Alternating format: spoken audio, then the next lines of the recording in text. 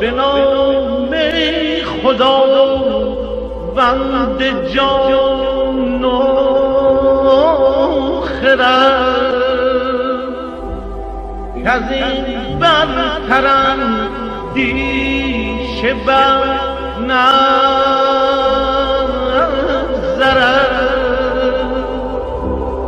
خداوند نام و خداوند جان خداوند روزی ده و رهنما.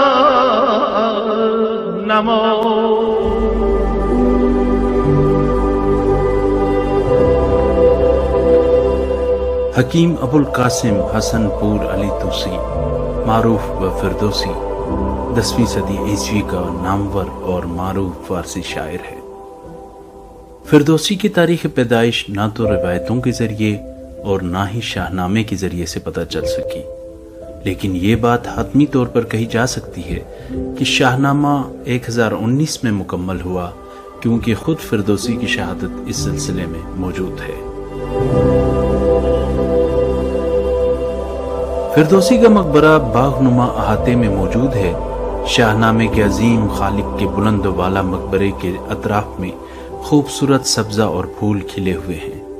پانی کے فوارے اور بڑے حوض میں خوبصورت پھول آسمان کا نیلگوں رنگ اور مقبرے کا عکس دلربا مناظر پیش کرتے ہیں۔ اس عظیم الشان مقبرے میں داخل ہو تو اس عظیم شخصیت کے آرامگاہ پر نظر پڑتی ہے۔ یہاں کافی لوگ حاضری کے لیے آتے ہیں۔ وسیع باغ، دیو قامت مجسمے اور پانی کے بڑے تالاب کی ساتھ تصویریں لینا یہاں پر آنے والا فردوسی کا ہر عقیدت مند ضروری سمجھتا ہے۔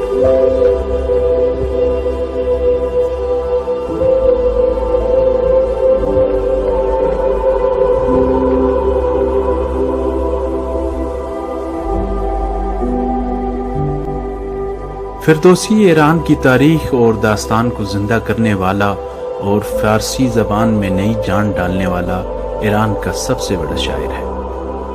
فردوسی علاقہ توس میں ایک گاؤں ریگبار میں پیدا ہوئے۔ وہاں ان کے آباء و اجداد کھیتی باڑی کرتے تھے۔ یہ وہی مردم خیز خطہ ہے جس نے امام غزالی جیسے محقق، توسی اور نظام الملک جیسے نامور عالم پیدا کیے۔ آپ کا شاہکار شاہنامہ ہے جس کی وجہ سے آپ نے دنیائے شاعری میں لازوال مقام حاصل کیا۔ شاہنامہ جس کا لفظی مطلب شاہ کے بارے یا کارنامے بنتا ہے، فارسی ادب میں ممتاز مقام رکھنے والی شاعرانہ تصنیف ہے جو فارسی شاعر فردوسی نے تقریباً 1000 میں لکھی۔ اس شعری مجموعے میں عظیم فارس کے تہذیبی و ثقافتی تاریخ پر روشنی ڈالی گئی ہے۔ یہ مجموعہ تقریباً 60,000 سے زائد اشعار پر مشتمل ہے۔ اس ادبی شاہکار شاہنامہ میں ایرانی داستانیں اور ایرانی سلطنت کی تاریخ بیان کی گئی ہے۔ یہ واقعات شاعرانہ انداز میں بیان کیے گئے ہیں اور اس میں عظیم فارس سے لے کر اسلامی سلطنت کے قیام تک کے واقعات، تہذیب، تمدن اور ثقافت کا احاطہ کیا گیا ہے۔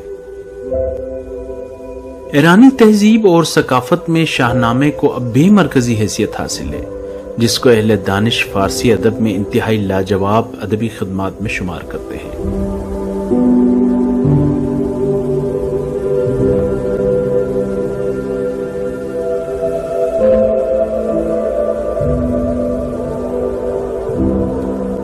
فارسی کی رزمیہ شاعری کا شاہکار جس کا آغاز 980 عیسوی میں ہوا اور اختتام 1009 کو ہوا۔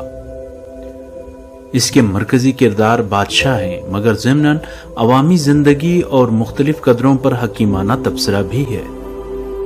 مولانا شبلی نعمانی نے اسے ایران کا انسائکلوپیڈیا قرار دیا ہے۔ فردوسی شروع میں توس میں کھیتی باڑی کا کام کرتا تھا۔ اسے ہر طرح کی آسائشیں حاصل تھیں۔ جوانی بھی اس نے راحت اور آرام میں بسر کی۔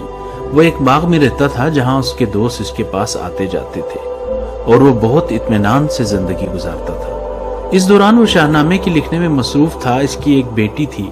خیال تھا کہ شاہنامے کا کچھ حصہ ملے تو وہ اس سے بیٹی کا جہیز تیار کرے گا۔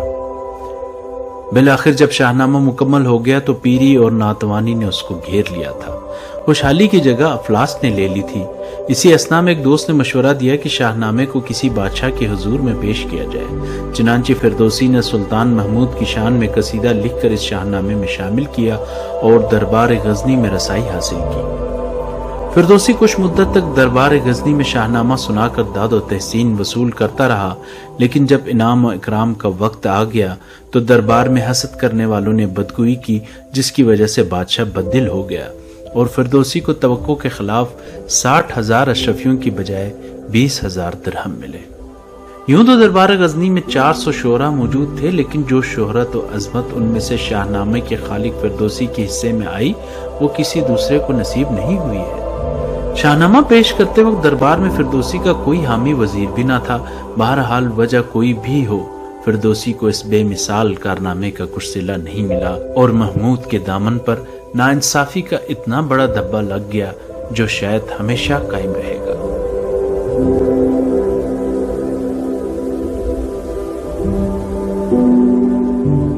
ایک دفعہ محمود ہندوستان کی مہم سے واپس آ رہا تھا اور راستے میں کوئی ہندوستانی راجا کا قلعہ تھا۔ محمود نے راجا کو پیغام بھیجا کہ حاضر ہو کر اطاعت بجا لائے۔ راجا کے جواب میں دیر ہوئی تو محمود نے اپنے وزیر حسن مہمندی سے کہا، جواب ہماری منشا کے مطابق نہ ہوا۔ تو حسن مہمندی نے بے ساختہ طور پہ فردوسی کا ایک شعر پڑھا۔ محمود نے سنا تو پوچھا کہ یہ شعر کس کا ہے، اس میں شجاعت اور مردانگی نظر آتی ہے۔ حسن نے جواب دیا کہ یہ شعر اس بدنصیب کا ہے جس نے 25 سال محنت کر کے شاہنامہ لکھا لیکن دربار غزنویہ سے محروم و نامراد لوٹا۔ محمود نادم ہوا۔ 60,000 اشرفیاں فردوسی کو بھجوا دی گئیں، لیکن جب اس کے شہر میں انعام ایک دروازے سے داخل ہوا تو دوسرے دروازے سے فارسی شاعر فردوسی کا جنازہ شہر سے باہر نکل رہا تھا۔ بالآخر محمود کا یہ انعام فردوسی کی بیٹی کو پیش کیا گیا، لیکن اس نے لینے سے انکار کر دیا۔ محمود نے حکم دیا کہ اس رقم سے فردوسی کے نام پر کاروان سرائے بنا دی جائے۔ بعض تذکرہ نویسوں کے بیان کے مطابق فردوسی کی وفات 1040 میں ہوئی۔ فردوسی محب وطن شاعر تھے۔ ایران کی سرزمین سے اسے بے پناہ عقیدت اور محبت تھی۔ وہ ایران کے لیے ہر چیز قربان کر دینا